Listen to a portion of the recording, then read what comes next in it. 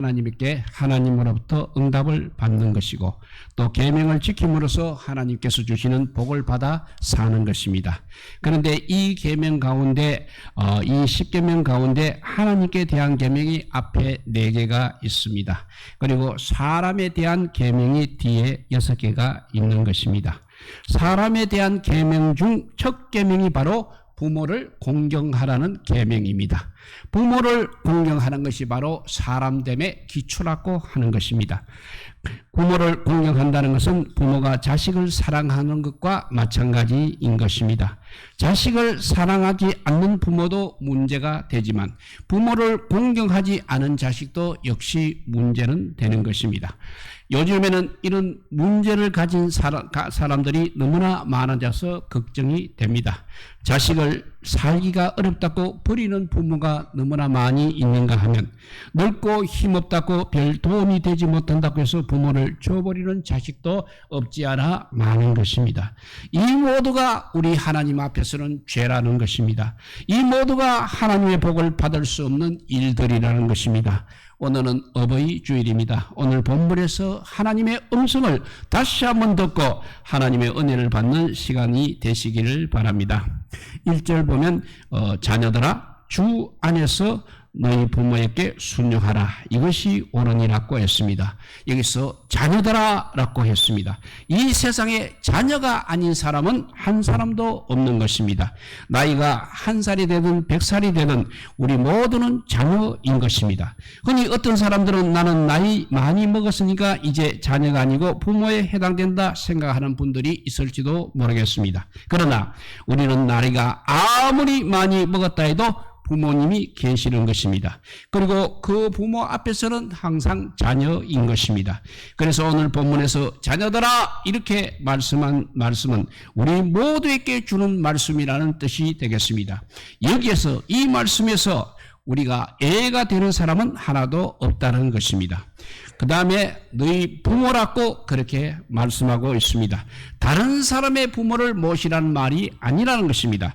어떤 사람은 집안에서 자기 부모에게는 아주 잘못 행하면서 나가서는 다른 사람에게는 또 열심히 잘하는 사람도 있다는 것입니다. 이것은 결코 옳은 일이 아니라는 것입니다. 자기 부모도 모시지 못하면서 남의 부모를 모신다는 것은 말 그대로 위선인 것입니다. 더욱 나아가서 영의 부모인 하나님을 섬긴다는 것은 더욱더 말이 안 되는 것입니다. 그래서 성경에는 요한 1서 4장 20절에 이런 말씀을 기록하고 있습니다. 누구든지 하나님을 사랑하노라 하고 그 형제를 미워하게 되면 이는 거짓말하는 자니 보는 바 그 형제를 사랑하지 아니하는 자가 보지 못하는 바 하나님을 사랑할 수 없느니라 했습니다. 자기와 매일같이 한 집에 살면서 그리고 한 상에서 밥을 먹으면서 생활하는 부모님을 사랑하지 못하면서 어떻게 남을 사랑한다고 하겠습니까? 더욱 나아가서 하나님을 사랑한다고 할 수 있겠느냐 하는 것입니다. 예수님도 세상에 계시면서 이렇게 살아가는 유대인들을 많이 책망하셨습니다.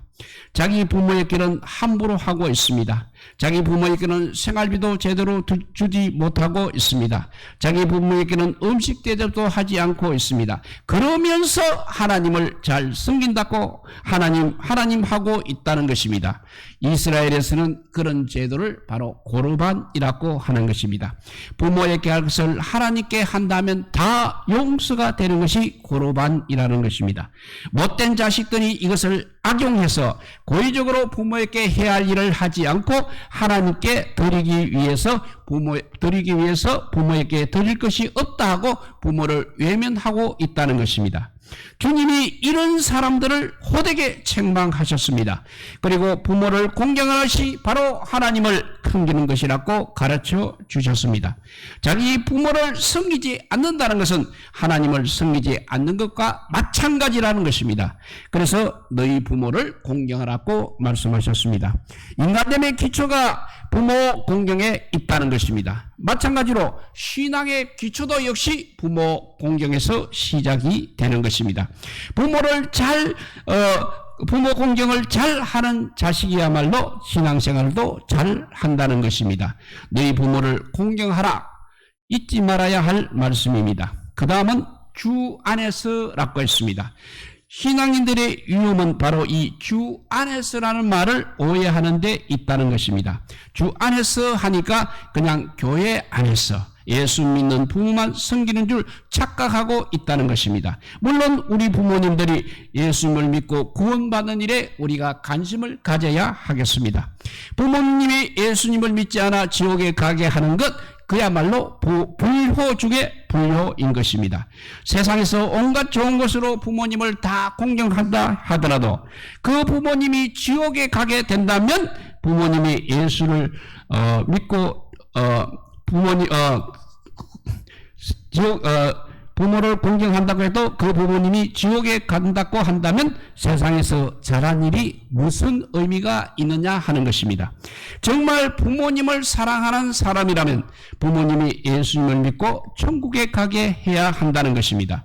부모님의 영혼 구원에 우리가 최선을 다해야 하는 것입니다. 아울러 우리가 해야 할 일은 이 땅에 사시는 동안에도 열심히 잘 모셔야 하겠습니다.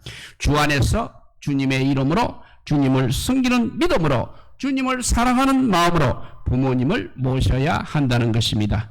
마음과 뜻과 정성을 다해야 하는 것입니다. 쉽게 말하면 부모님을 하나님 모시듯 하라는 말씀이 되겠습니다. 이것이 주 안에서 순종하는 것입니다. 그 다음 말씀은 순종하는 것입니다. 2절에는 너의 부모님을 공경하라 했습니다. 부모님의 공경의 첫걸음이 바로 순종하는 것입니다. 순종이라는 것은 그냥 굴종하는 것이 아닙니다. 복종 역시 아닙니다. 억지로 하거나 할 수 없어서 하는 것이 아니고 자원해서 기쁜 마음으로 하는 것이 바로 순종인 것입니다. 또 공경이라고 하는 말은 특별한 말입니다. 이것은 사람에게만 유일하게 쓰는 말입니다. 일반적인 사랑이 아닙니다. 불쌍히 여기는 마음도 아닙니다. 요새는 부모님을 불쌍히 여기는 자식들도 있다고 합니다. 그리고 부모님이 참 안 되었다 이러시고 싶다는 것입니다. 이런 망언이 어디에 있습니까? 오늘 성경은 말하고 있습니다. 높이 섬기라는 것입니다. 낮춰 사랑하는 것이 아니라는 것입니다. 수평으로 사랑하는 것도 아니라는 것입니다. 부모님은 공경한다는 말은 높이 사랑한다는 것입니다. 부모님을 공경한다는 것은 바로 부모님을 높이 사랑하는 것, 높여드리는 것을 말하고 있는 것입니다. 새 중에 까마귀를 효성스러운 새라고 하고 있습니다. 그것은 까마귀가 그 부모를 너무나 잘 모시기 때문에 그렇습니다. 까마귀는 어렸을 때 어미새가 그 새끼를 키우게 됩니다. 그런데 어미 까마귀가 늙어 기력이 없어지게 되면 새끼가 늙은 어미 까마귀에게 먹이를 물어다 먹여 살린다는 것입니다. 그리고 자기 어미 까마귀가 앉은 가지 위에는 절대로 앉는 법이 또 없다고 합니다. 옛날 우리 부모님들도 부모님과 스승의 그림자를 절대 밟지 않는다는 속담이 있었습니다. 그만큼 부모님을 존경하고 높여드린 것입니다. 그것이 공경하라는 의미인 것입니다. 그 다음에는 이것이 옳으니라 했습니다. 이것이 옳으니라. 이것이 마땅한 일이라는 것입니다. 당연히 해야 할 일이라는 것입니다. 당연히 해야 할 일인 것입니다. 거기에 무슨 이유가 있겠습니까? 당연히 해야 할 일인 것입니다. 맏아들이면 어떻고 둘째 아들이면 어떻습니까? 누가 하든 상관이 없다는 것입니다. 당연히 해야 할 일입니다. 안 하는 자식이 잘못된 사람인 것입니다. 이런 예화가 있습니다. 교도소에 수감이 된 어떤 분의 어머니의 눈물이라는 참회의 글이 있습니다. 첫 면회로 오신 어머니께서는 창너머로 고개를 숙인 채 땅만 내려다보고 있는 이 불효 자식에게 한마디의 말씀도 없으셨습니다. 잠시 침묵이 흐른 후에 어머니께서는 춥지 이 한마디를 떨리는 목소리로 물어보셨습니다.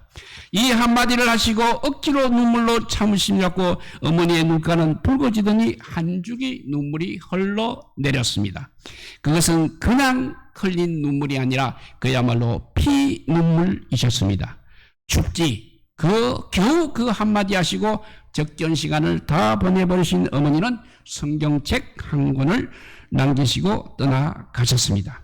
그 다시 면회가 없으신 어머니에 대하여 이 제수가 불평을 하고 있을 무렵에 그의 형이 면회를 와서 면회를 왔습니다. 그래서 형에게 어머니에 대한 면회를 오지 않는 것에 대한 불평을 하자 형은 버럭 소리를 지르면서 야 이놈아 아직도 정신을 못 차리느냐, 너 어머니는 어떻게 되었는지 아느냐고 말했습니다.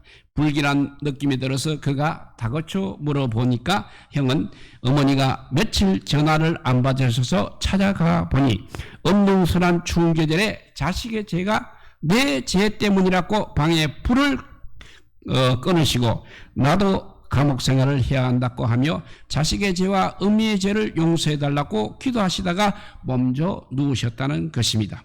이 대목에서 그의 고백은 이렇게 계속되고 있습니다.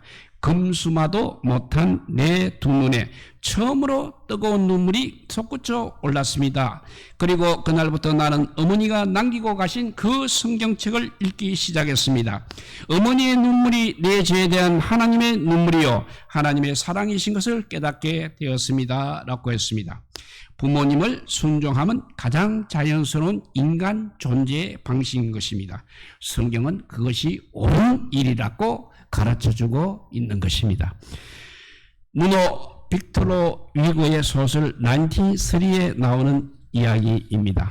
어느 부대가 이동을 하면서 숲속을 지나다가 기아에 지친 아주머니가 새 아이를 데리고 길가에 쓰러져 있는 것을 보았습니다. 너무나 배가 고파서 아이들이 쓰러져 있는 그런 모습을 보고 상사한 사람이 그래도 빵 한 덩이를 던져 주었습니다.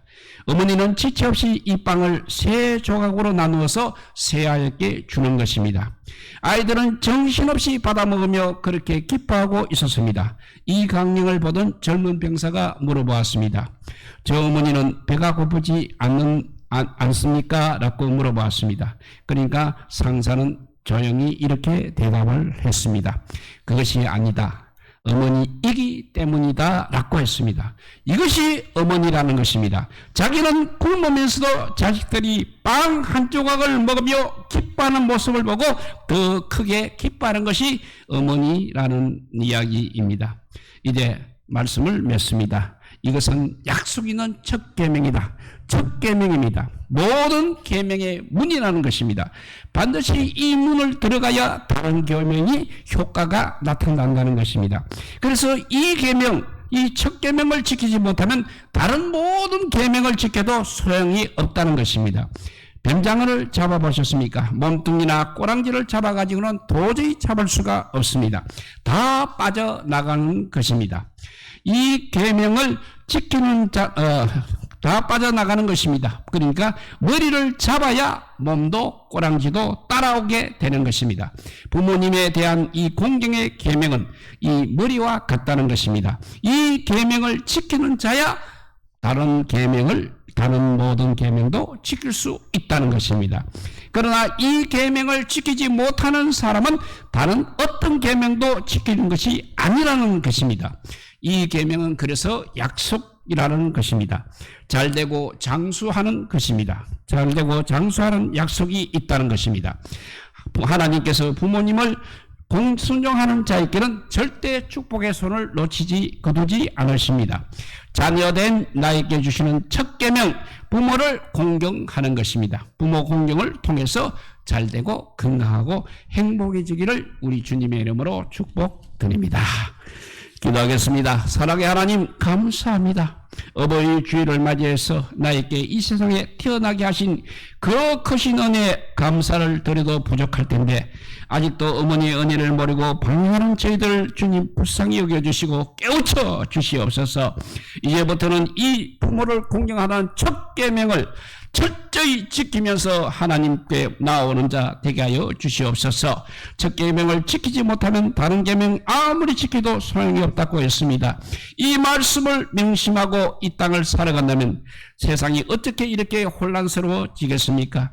세상이 어찌 하나님을 섬기지 아니하겠습니까? 모두 이 첫 계명을 잊어버리고 자기 마음대로 살다가 보니까 이 땅이 이렇게 황폐해졌습니다. 이제 어버이 주일을 맞이해서 우리 다시 주님께로 이 첫 계명으로 돌아오는 우리 모두가 되게 하여 주시기를 간절히 빌고 원하오며 이 모든 말씀 아무 공로 없으나 우리 구주 예수 그리스도 이름으로 기도드리옵나이다. 아멘.